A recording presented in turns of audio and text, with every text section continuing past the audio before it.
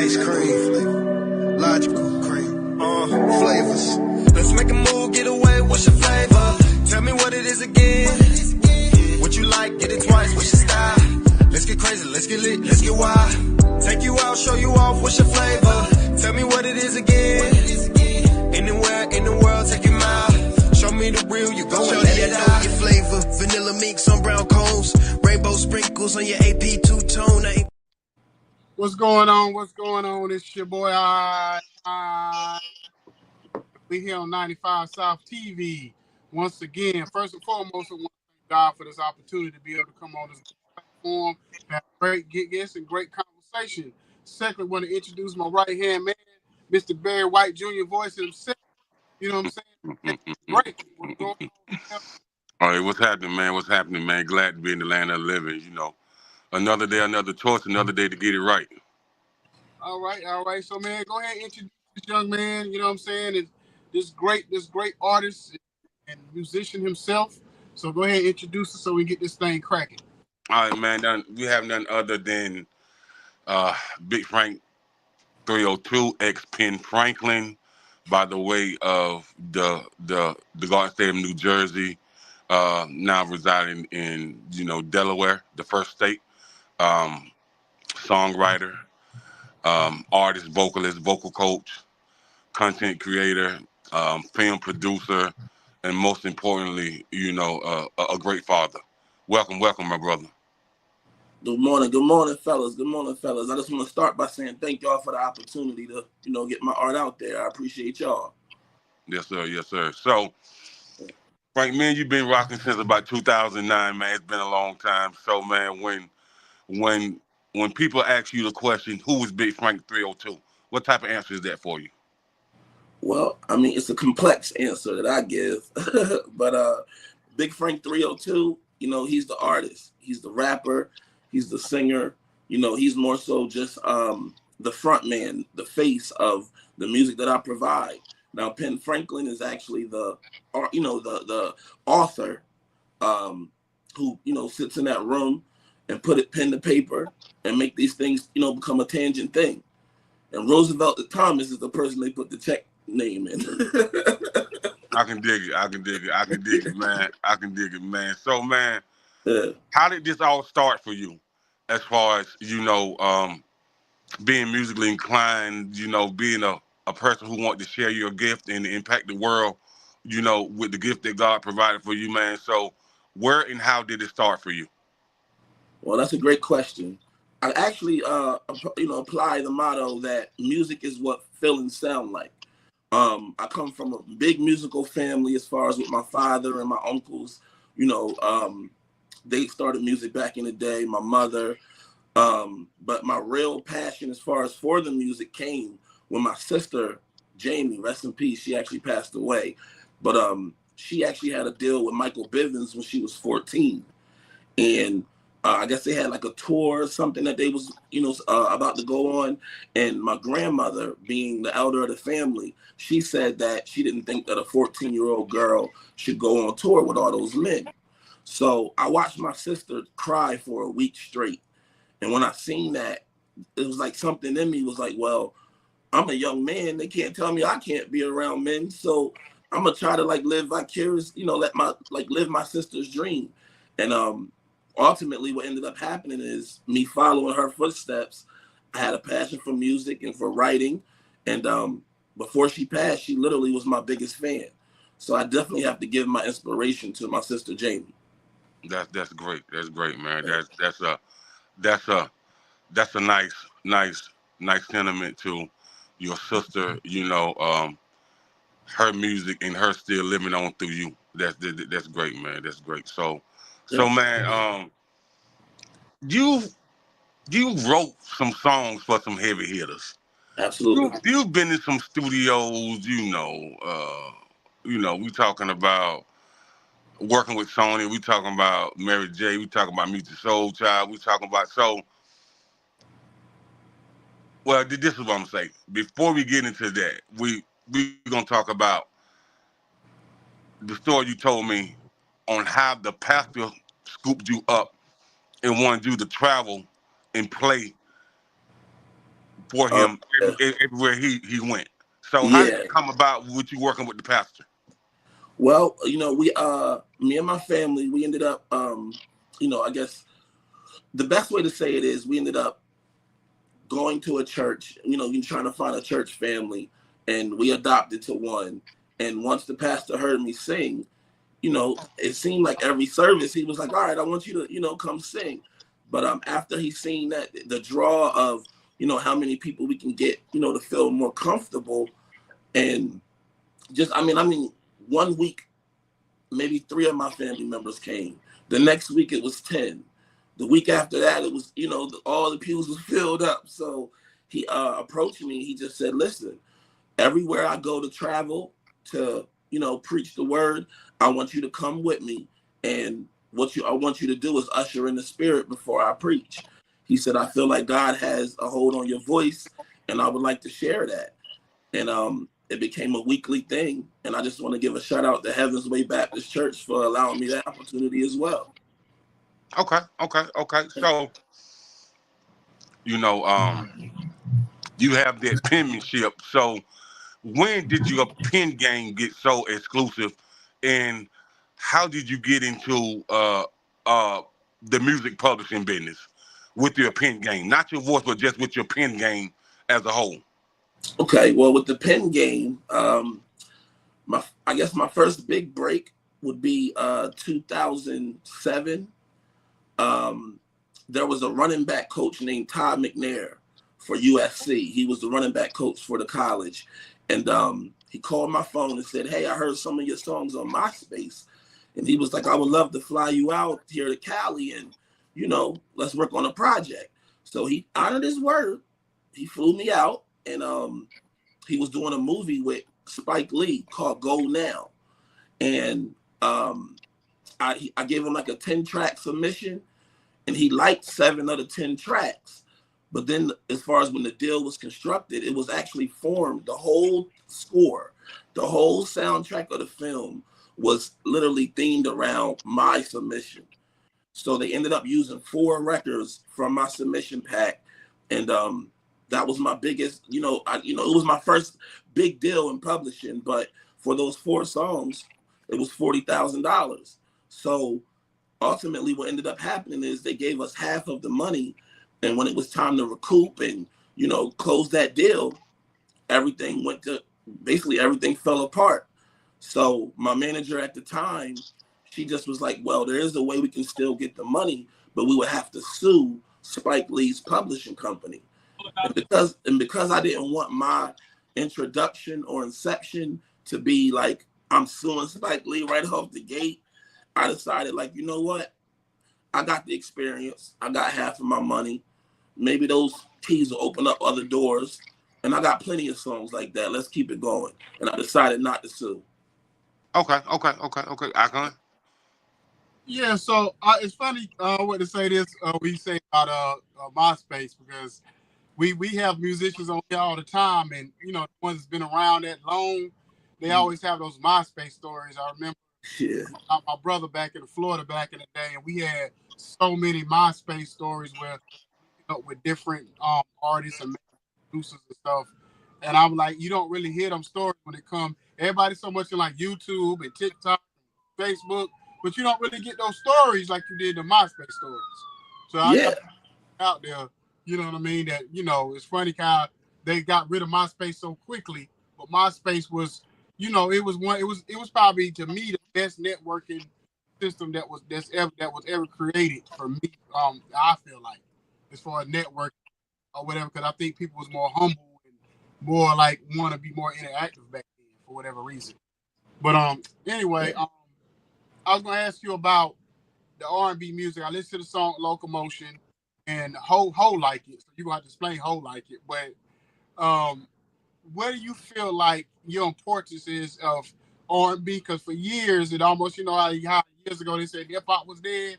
So now they're saying, you know, R&B is dead. They've been saying that for years. So where do you fit in that? And I'm gonna let you answer it on the other side. We're gonna take a quick 1 second break, and I'm gonna let you answer it on the other side. All right. South TV. All right. Okay, we back on 95 South TV. So yeah, just so where do you feel like you fit into all of that? Well, first I say R&B isn't dead. Somebody's lying because everybody, all these babies keep popping up. so clearly somebody is, engaging in activity. Playlists are still ruling, R&B playlists. Some of my prior projects have been doing well on streaming playlists. So, R&B music is still being played.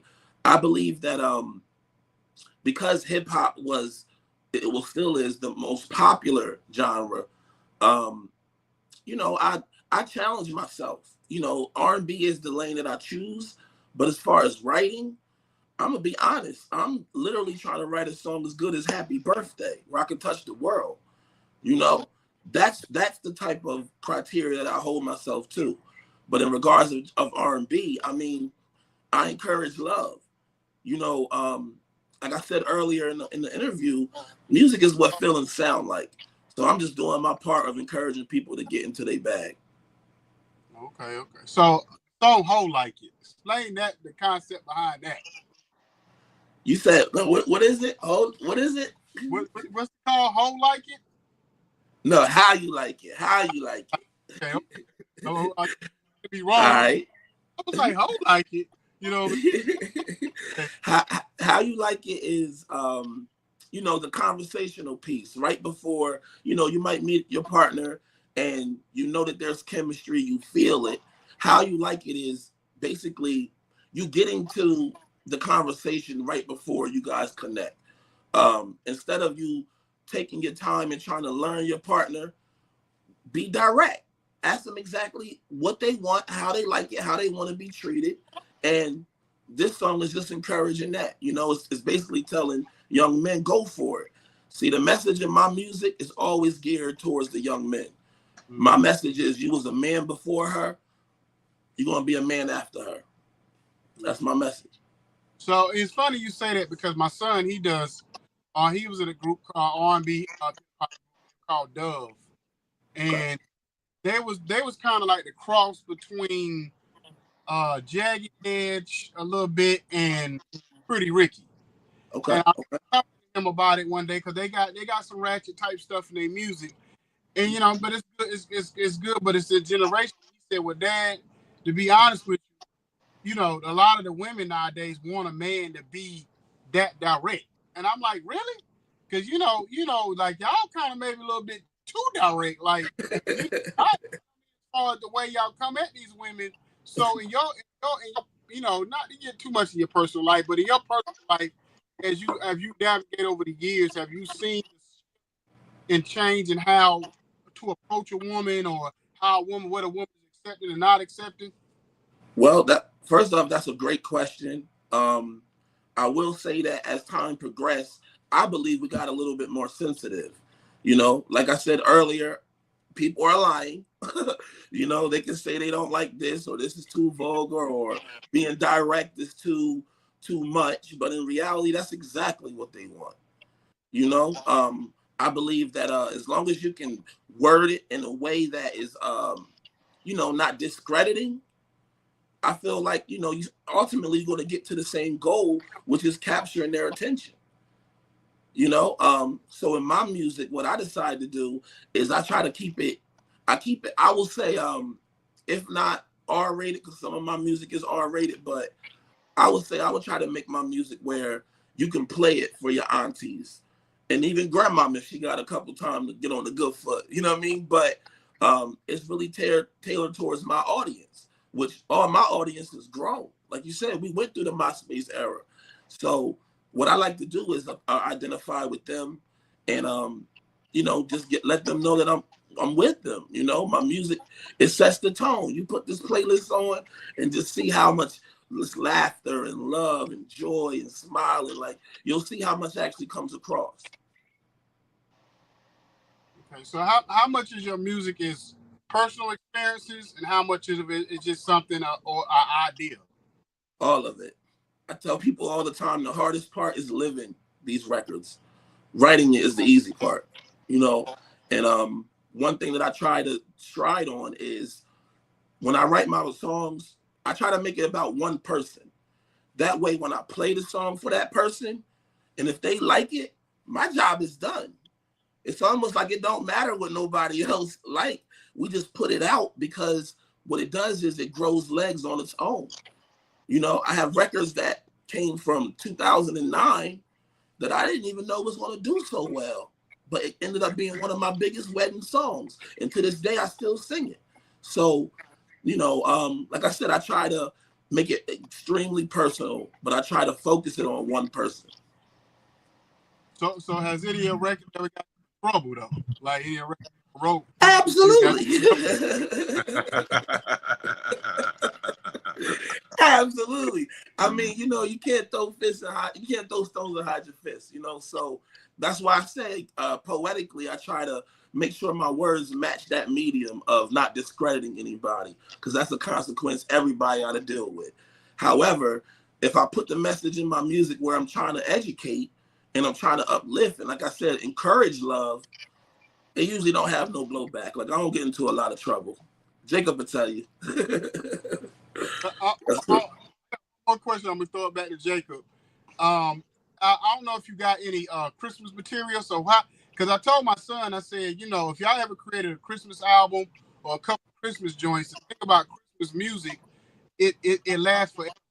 If you look at Nat King Cole, and you look at TLC, like my good friends, he wrote the TLC Merry Christmas song, and you know that song plays every Christmas. So certain like those holiday type music last forever. So have you ever had that thought of saying, let me make some Christmas music so I can have something that no matter what can stand the test of time?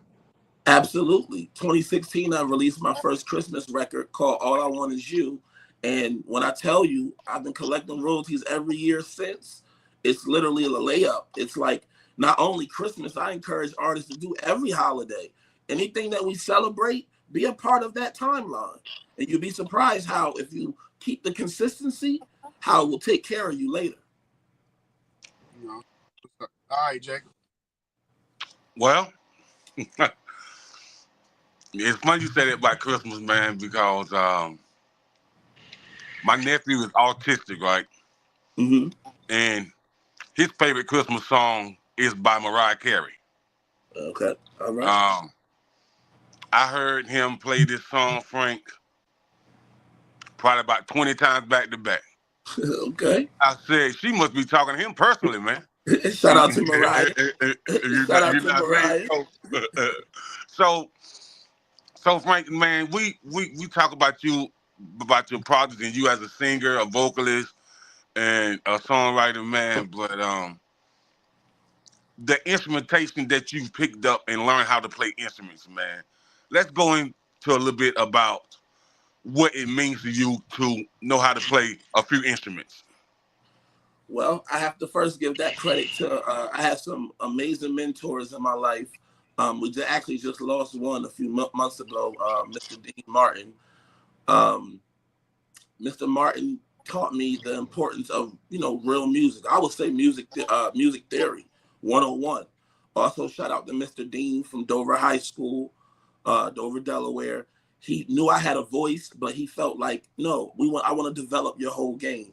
So he really took his time to isolate me and really teach me the boundaries and the art aspect of music.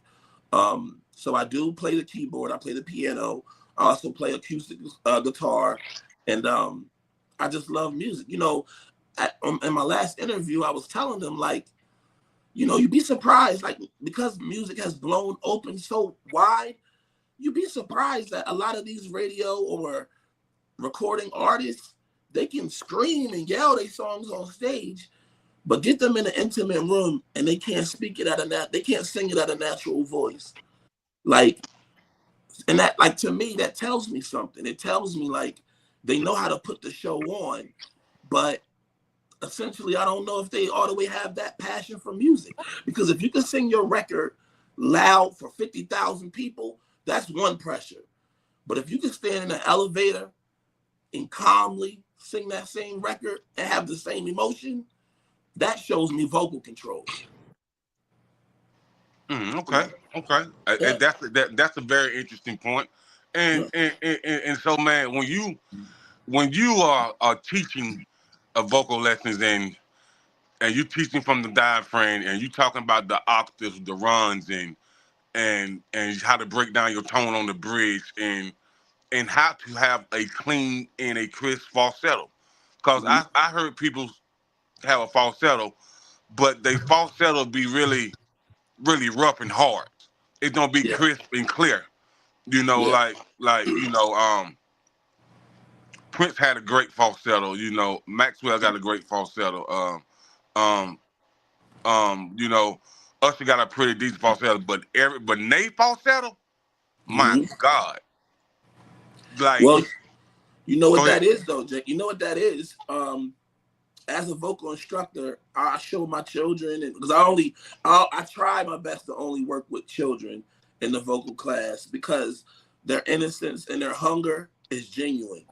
When we deal with the older folks, when we deal with the adults, I done heard every excuse you can think of, okay, on why they couldn't make it, whether it's work, babysitter, car broke down. I done heard everything. But the children, they find a way because they're passionate, you know, about learning music. But in my class, I teach the students that how to find their natural voice. That's the whole thing. See, like a lot of us, when we first start, we want to sound like YouTube. We want to sound like the radio. So we're mimicking our voice to sound like them. But in my class, I show the students how to have their own natural voice where they put their own style or spin to any record you put in front of them. You get what I'm saying? And that lasts longer than just trying to sound like Mariah, trying to sound like Usher. No, I want your voice. I want you to feel so comfortable in your voice, no matter the element. You're going to actually excel in showing your version of that art. I even encourage them to sing while they're sick. Because you know when you're sick, you get that rasp in your voice. Some people like that rasp.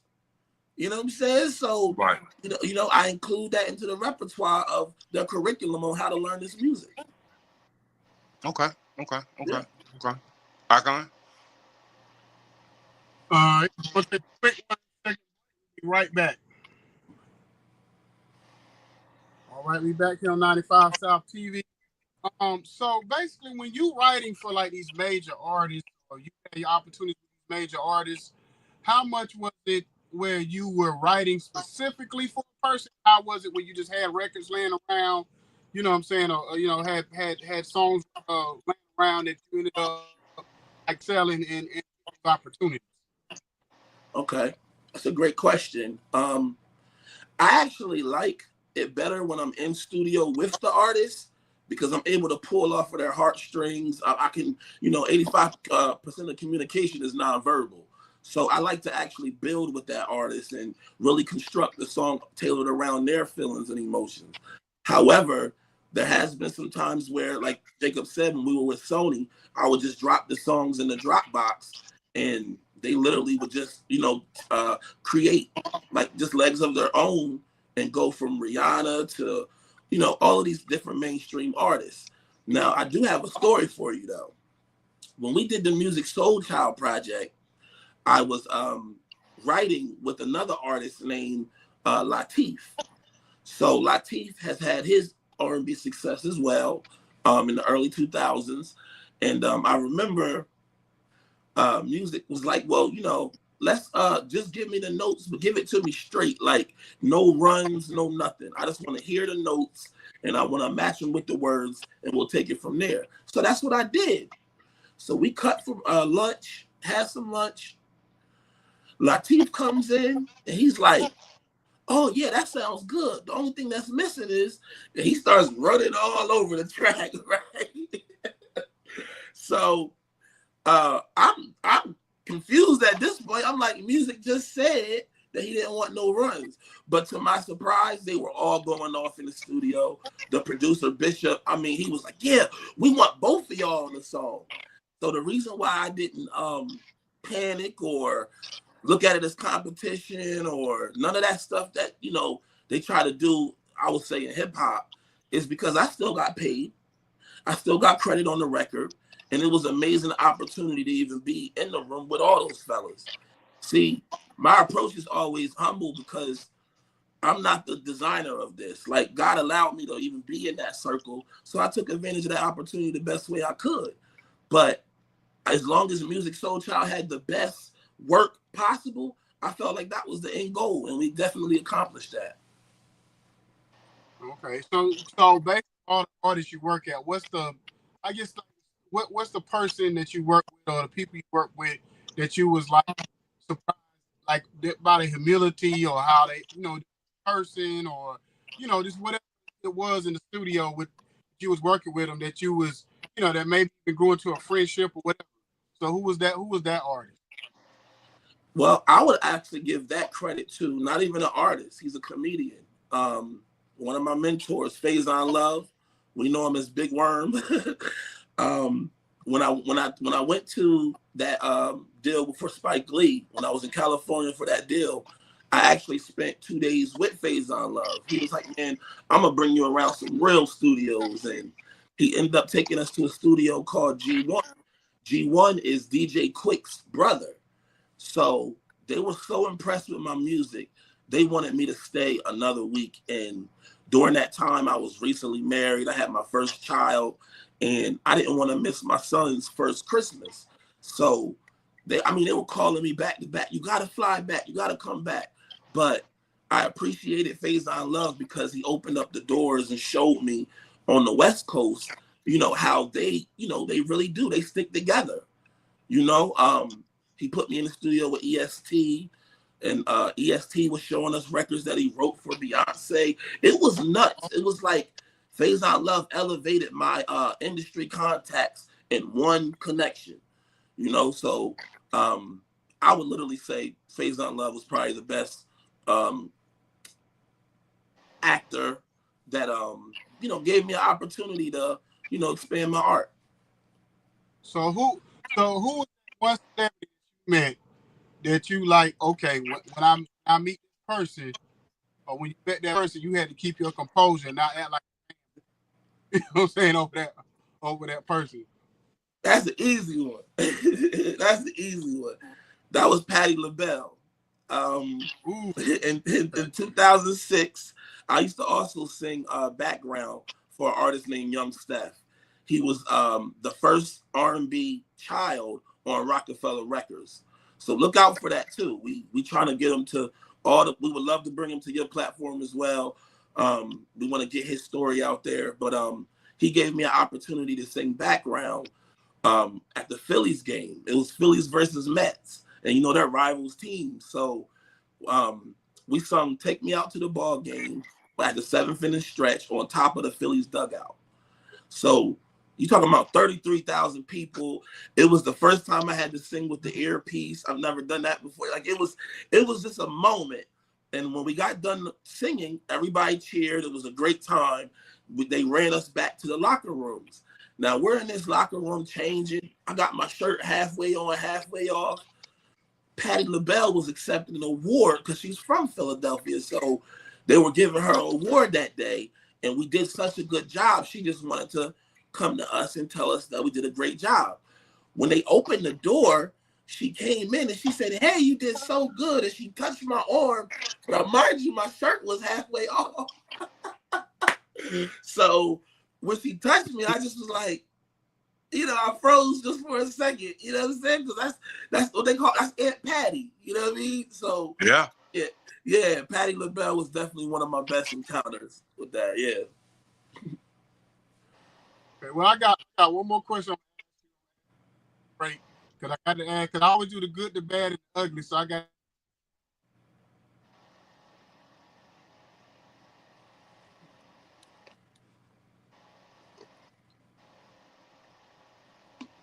I think we lost him. Yeah, I think he froze a little bit, but we'll be going to break. Okay. Okay, there we go. All right. Y'all hear me? Yeah. Y'all hear me? Yeah. Mm-hmm. I'm gonna ask you that one last question. Was basically, what's that come to Jesus mean? What's that moment in the industry that you was there that could either made you or break you, or something you seen, or that made you be like, man, all this ain't worth it, or you know what I mean? I didn't know it was gonna be like this. Okay. I would say in 2005, I used to, because I was in New Jersey, so I used to, I would say cheat a little bit because I would do talent shows, $500 awards, $1,000 first prize, you know, stuff like that. And I would just hit them back to back to back. Listen, I would attack these talent shows, and Larry from Philadelphia, if you look him up, he would do these Industry Tuesday nights in Philadelphia. And when I tell you every week I was just collecting that money, I mean, back to back to back. So somebody on his team gave me an audition for a company called Artist Emperor Agency, which is interesting because they're no longer around. However, back then, they made me audition in front of all these people. And when I sung, you know, a fan favorite record, everybody in the building went nuts. They loved it. Who's this guy? We love it. His voice, his tone, that was great. The young lady who was one of the judges, she says, yeah, well, this tour is for China and they want their artists to look like Ken Barbie dolls. Like they want them, you know, in shape, muscular, and he can sing, but he's basically just too fat to do this, right? So during that time, you know, I accepted it because she the judge, you know, but it was almost like she was telling me, oh, in order for you to make it, you have to, you know, you have to look the part as well in R&B. But that's not where I come from. See, music is what feelings sound like. You don't need eyes for music. So, you know, like you said, it was like the make or break. I just decided to keep going. And clearly I'm still here. High streaming, millions of streams.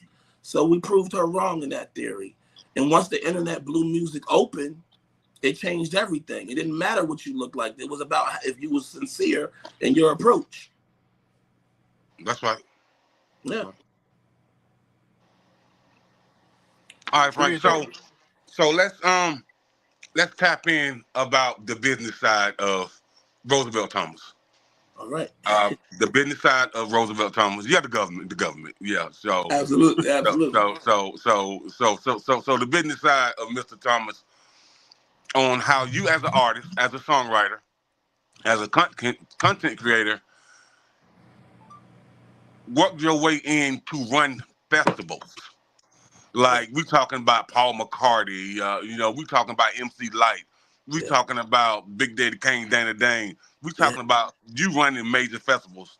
And can you talk about the festivals that you able to run? Because these up and coming artists need to know about these festivals and how they can get their name out there. Because what people don't understand about a music festival is it gets you known with people from all different walks of life. So can you talk about that? Well, that's a great question. You know, shout out to my company, Trust Your Hustle, also known as Tweet Your Heat, Firefly Edition. We outside, you know. But yeah, so remember back in the day, you know, when an artist dropped the record, you would have to stand online for that vinyl. You would have to, you know, go to your local store and at the FYEs, Sam Goodies. You would have to, you know, participate in actually indulging into the music. So one thing I like about festivals is it kind of brings that back. It's an outdoor element. Our festival here in Dover, Delaware, Firefly, we actually just sold to AEG. So now it's even bigger. But yeah, we've been doing this for about 9 years, and it's an open invitation. No matter where you are in the world, this is a festival. It's literally the largest East Coast festival. It's bigger than Made in America. It's bigger than Bonnaroo. I mean, but see, now that it's purchased by AEG, now we're under the same umbrella as Coachella.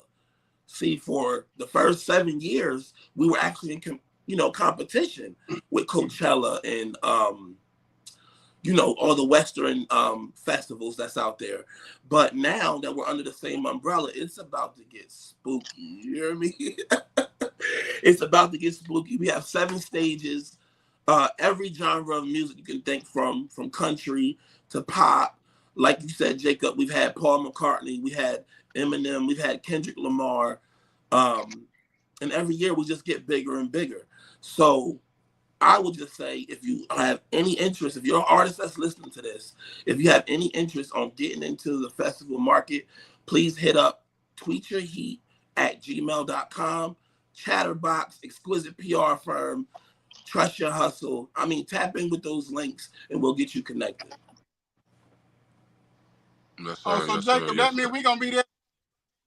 Absolutely. Man, Icon, you really have no idea what's going on in 2025. You ain't got no idea, man. Hey, I just sit back and be quiet. you know me, going off don't get fed. I just threw it out there.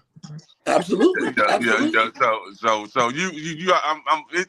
it's a lot going on. And then, Frank, what I want to talk about is another business side of you. How do a person like you get hired by Delaware State to feed the students during the homecoming, and everybody and their mama from the tri-state Delaware area know about, the Tweet Your Heat food, Oh yeah. So whether it's from cooking fish to jambalaya to Yeah. preparing fresh salmon to your sticky recipe when you fry chicken wings, like Absolutely. so how did you become a food connoisseur and do your chef thing? You know what I'm saying? So it's so many components to you, and that nonprofit be coming this year as well. So but for you being a chef, man, and you having other people that have food trucks be like, I want to partner with you. Yeah. Let's do something together. Yeah. It's like you took the whole community by storm on how you feed people, and now you got your son feeding people with you. Absolutely. You know what I mean? So talk about that a little bit. All right. Well, I first got to give that credit towards my mother and my grandmother. Rest in peace to them. They were just the most amazing cooks in my life. So they taught me some recipes. They taught me how to do them seasonings, But yeah, food became a passion of mine.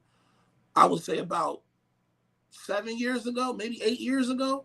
Mm-hmm. It's interesting that when we started the festival market, I didn't know all the rules because it was my first run out. So I didn't know you had to have permits, and to sell seafood, you needed this and clearance and that. So I just went out there with a dream.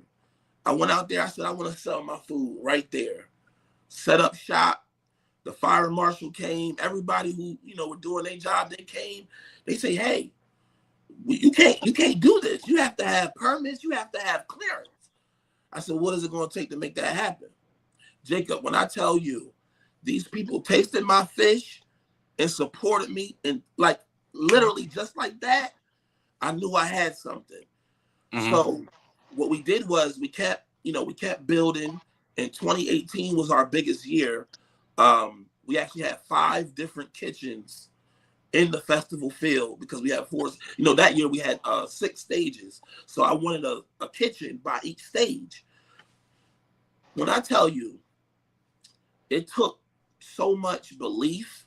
It was a $20,000 swing that I started in 2018, and we didn't have one dime in the account. I just believed that our food was going to do so well. I took loans, friends helped me, just everything. Do you know everything came back 4 times fold? People were actually returning the next year, like, where that fish guy at? Where's the fish guy? Not knowing that, not knowing that I'm actually a Delaware resident, and not knowing that I represented Delaware on NBC The Voice in 2014, like not knowing my musical accolades, but just where's the fish guy? And to me, it was just a sign, like, you know what? People need that good food, clean food. Mm-hmm. It's a lot of visitors who come into our town. So my idea was, well, wait a minute. When this festival comes to our city, it's over 80,000 people that's in our city. Certain mom and pop stores have to shut down just to even start business, right?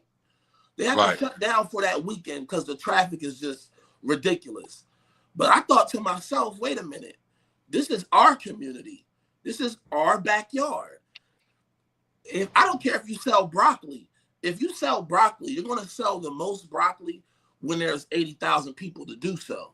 Right. So I felt like instead of it making everything about me and my fish, if I unify these mom and pop stores and restaurants, we can offer something to these visitors that they really should understand. Like there's a store down the street called Little Grocer who sells subs. Everybody in this town loves their subs. How come them 80,000 people didn't taste it? So I bridged the gap and I had them signed on as a sponsor. And now they are officially in Firefly. And it's just because I was being humble and being sincere. You know, I feel like a real blessing ain't a blessing until you can share it. That's right. That's right. So with that being said about the festival, and you was able to do a lot of business with Delaware State University, HBCU of the first state, you know, in the United States. So working with the HBCU on you know getting these kids fed and stuff like that, and not only that, but kids wanting you to throw events like college parties for them. Like, how did that come about? Well, I'm gonna tell you, with my company, Trust Your Hustle, one of our most, besides Firefly, that was our biggest. But as far as success, I would say one of our most successful events is we had a college party called Tweet Your Heat Now. And we basically tailored because they look at Delaware as more like a retiring state, like a state where, you know, you come to settle down. However, with Del State right there, it's one of the, you know, biggest HBCUs that we have in the country. So, so I looked at it like, no, these kids, they need something to do. They need a place where they can let their hair down after finals. They need a place where they can celebrate all the goals that they achieved during that, you know, school year. And we ran out one of the biggest, you know, venues that we have out here. And when I tell you, Jacob, this place was at capacity in an hour and a half, not even a full 2 hours. We don't, as adults, we don't even show up like that. You know what I'm saying? Like we might pack it out by the end of the night, but these kids packed this building out to capacity in an hour and a half. And that's how I knew it was definitely a market that needs to be exploited, because, you know, it's tough for the kids to be them and grow in their nature when everything is sheltered around them to be like a retirement state. So we was just we was just that middle ground. Okay, that's what's up, man. That's what's up. I come back to you. All right, we're going to take one last break. We're going to close it out here on 95 South. All right, brother. I appreciate you coming on here, Mr. Penn Franklin. You know what I'm saying? I like that better than Big Frank. Big Frank sound like you about to, like you doing security, like you take everybody out. Look. You know what I'm saying? Well, listen. But yeah, I do appreciate you coming on here and giving us your story and what you're doing. Because a lot of times we see all about the big dogs and people, you know, that we know everybody universally knows. But people like that's on the ground floor that's putting together these festivals and doing stuff for the independent artists and all that kind of stuff is very important in the progression of, you know, the music business itself, helping artists develop and get to that next level. You know what I mean? So I do appreciate you. You got any, you know, website, social media, anything you want to drop, anything you want to let us know what's coming? And when is the festival? When is the? It's going to be June 18th this year. June 18th, 2025. 5-day festival. We're going 5 days. It's going to be amazing this year. We actually got we say we can't talk about the headliner, but what I'm going to do is drop clues on my channel. Tweet Your Heat, Trust Your Hustle, Big Frank 302. If the people just tap in and follow the story, I'm going to drop clues along the whole way. We're going to give away tickets. We're going to fly some people out. We're going to do it big this year. So, yeah, June 18th, it's going to be great. Okay, that's what's up. Yeah. That's what's up. Yeah, I definitely looking forward to definitely getting out there and at least maybe 1 or 2 days. They got it for the whole 5 days. Oh no, we're gonna make it happen. We're gonna make it happen. For those who don't know, Big Frank is the newest client of Exquisite PR firm. Absolutely. So Absolutely. we definitely working. And I'm not saying this because this is my brother or my friend, him and my sis Nicole. I'm saying this straight up and down. You talking about knowledge of the business, and it's gonna work their ass off to make sure you get the best out of what you got going on. You can't get you do better. I'm just putting it out there. You know, that's it. Hey, I second that. I second and agree to that. Word up. No doubt. And Frank, before we got here, can you announce the date of your video shoot with NYC? Yeah. So February. Well, actually, it's a whole week long thing now. Okay. We're scheduled for a photo shoot tonight. We have 3 more interviews, of course, this up and coming week. But on the 6th of February, we're doing another interview for a college radio station in Newark, New Jersey. And then on the 7th, we're doing Shade 4 or 5 with Sway in the Morning. I recently, just got the information that we're going to do an interview with them and that's on the 7th. Then on the 8th, we're filming the video for How You Like It with Larice King. He's a phenomenal actor. He was in the Wu-Tang Saga series, Super Bowl commercials. I mean, all of that. He's a big deal. But he hit me up and said, Frank, I listened to your EP. Let's make a movie. So we're going to make a movie February 8th, New York City, Manhattan. And we look forward to that time. Y'all stay tuned. All right, man. You heard it first. All right, man. You have a blessing. Well, weekend. Any predictions for the day? I don't know if you're a football fan or not. You got any predictions? I've been hearing a lot of chatter about Commanders and Eagles, and how. See, I look at entertainment as entertainment, whether it's sports, music, movies, whatever. Whenever you hear the people talking, pay attention to that. Because the ad people are going to spend their money where people are talking. So if it's a lot of people talking today, I don't know. I will put my money on who they talking about. That's that's my end. All right. Yeah, brother. Y'all be good. Y'all next time, man. Appreciate you, brother. Shout out 95.